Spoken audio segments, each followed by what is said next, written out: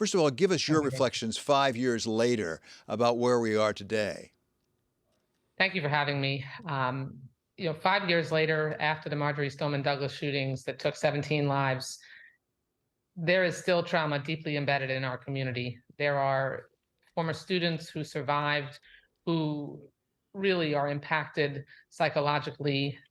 Some who have, never been able to progress. There are parents who some days who've lost loved ones. Some days they can move forward. Others they are paralyzed. The common denominator is that we still haven't done enough to prevent these types of mass shootings from ever happening again. And I couldn't agree with President Biden more. We need to ban assault weapons in this country. There is no reason for anyone to have a military style weapon in their personal collection.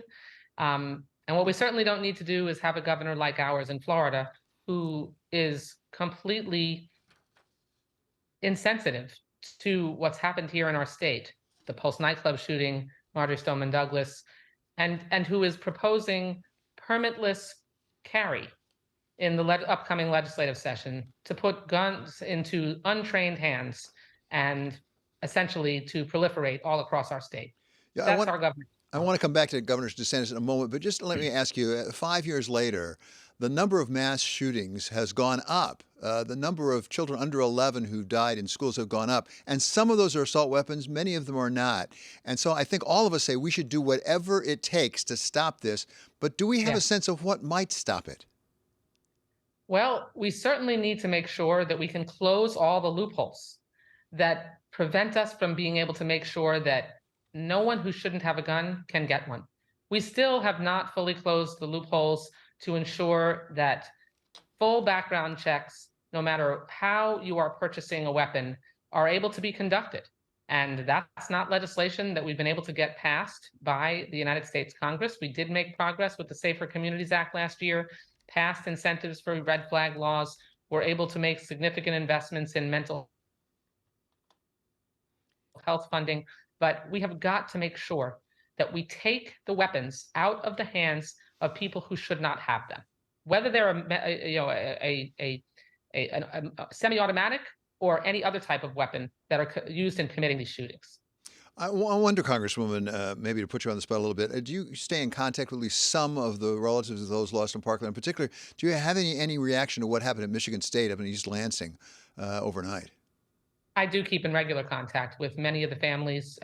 They are right up the road from my hometown, and I sponsor legislation every year called Jamie's Law, which would also apply background checks to the prohibited ammunition purchases that have no background checks whatsoever. Obviously, a gun is more dangerous when you can get access to the ammunition that actually kills people. And these families are still struggling, but they're still in the fight.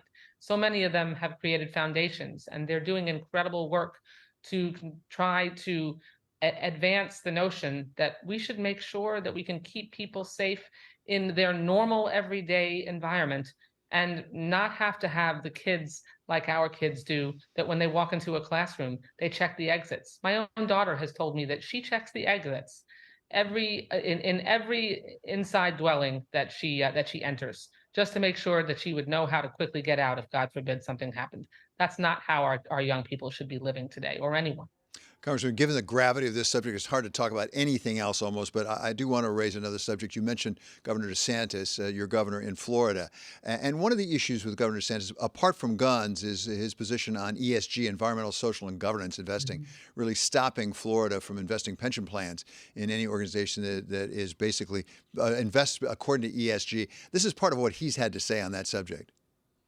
What it's devolved into is a mechanism to inject political ideology into investment decisions, corporate governance, and really just the everyday economy.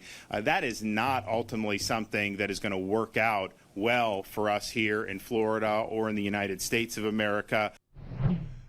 Congressman, I wonder, apart from whether you believe in some of the values that Governor DeSantis believes in or not, apart from the values, what effect is this having on pension plans? Is this helping pension plans invest in a way that they make as much money as they can for the pensioners so that they can pay the pensions? No, not only is it not helping grow our pension plans, Governor DeSantis has essentially declared war on Wall Street. He really clearly doesn't understand the impact on corporations and businesses who simply want to make sure that they can operate ethically, that they're making decisions that are going to improve their diversity, improve sustainability, improve transparency.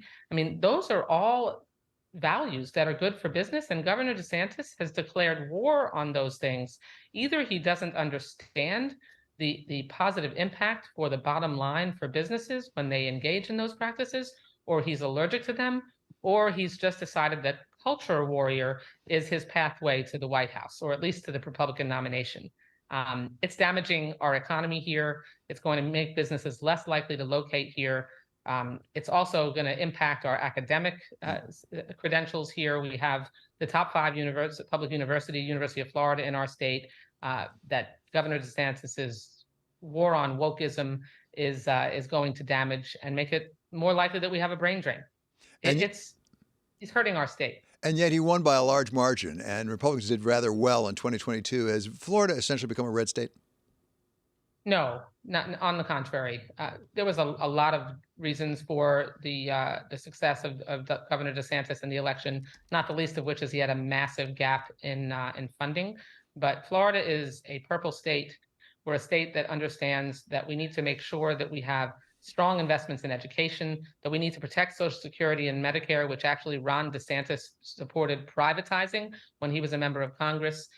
We need to make sure that we can continue to bring prescription drug prices, which Ron DeSantis opposed the legislation to do that. We need to make sure that we continue to bring down inflation, like the Inflation Reduction Act did. And we've seen reduction in grocery costs recently, over $1.60 in reduction in gas prices. We have to work together. We need to make sure that we can help our businesses be able to move forward, not backward. And voters in Florida will respond next year when President Biden runs for re-election.